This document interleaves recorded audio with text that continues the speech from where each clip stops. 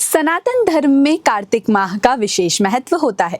इस महीने में आने वाली पूर्णिमा अत्यंत खास है, जिसे कार्तिक पूर्णिमा के नाम से जाना जाता है। इस दिन भगवान विष्णु और मां लक्ष्मी की विशेष पूजा की जाती है। इसके साथ साथ इस दिन देवों के देव महादेव को भी पूजा जाता है।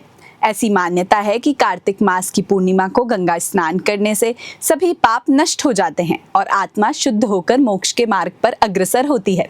गंगा तटों पर दीपदान करने से जीवन में प्रकाश, शांति और समृद्धि का संचार होता है।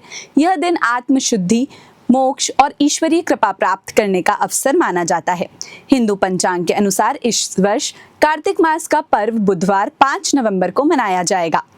धार्मिक मान्यताओं के अनुसार इसी दिन भगवान विष्णु ने मत्स्य अवतार प्रकट किया था और मनु को प्रलय के समय वेदों की रक्षा करने और सृष्टि को पुनः स्थापित करने का मार्ग दिखाया था। मत्स्य अवतार भगवान विष्णु के 10 प्रमुख अवतारों में पहला माना जाता है, जो धर्म की पुनर्स्थापना और जीवन के संरक्षण का प्रतीक है। इसलिए कार्तिक पूर्णिमा पर भगवान विष्णु की पूजा, व्रत और गंगा स्नान का विशेष महत्व होता है। ऐसा करने से जीवन में धर्म, ज्ञान और आध्यात्मिक शक्ति की वृद्धि होती है। हिंदू धर्म ग्रंथों के अनुसार इस दिन भगवान शिव ने भी त्रिपुरासुर नामक राक्षस का संहार किया था। इसी कारण इसे त्रिपुरारी पूर्णिमा कहा जाता है।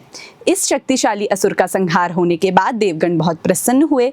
वहीं भगवान विष्णु ने शिव जी को त्रिपुरारी नाम दिया, जो शिव जी के अनेक नामों में से एक है।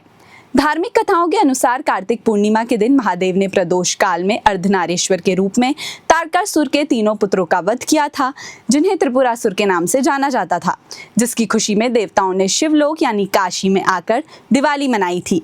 तभी से ये परंपरा चली आ रही है। माना जाता है कि कार्तिक मास पूर्णिमा तिथि के दिन काशी में गंगा स्नान कर दीपदान करने से पूर्वजों को मुक्ति मिलती है। वाराणसी में यह दिन विशेष रूप से देव दीपावली के रूप में मनाया जाता है। कहा जाता है कि इस दिन देवता स्वयं धरती पर आकर गंगा घाटों पर दीप जलाते हैं। पूरा काशी शहर हजारों दियों की रोशनी से जगमगाता है।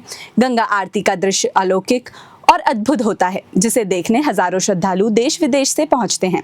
दरअसल यह त्योहार प्रमुख रूप से देश विदेश के टूरिस्ट को अपनी ओर आकर्षित करता है।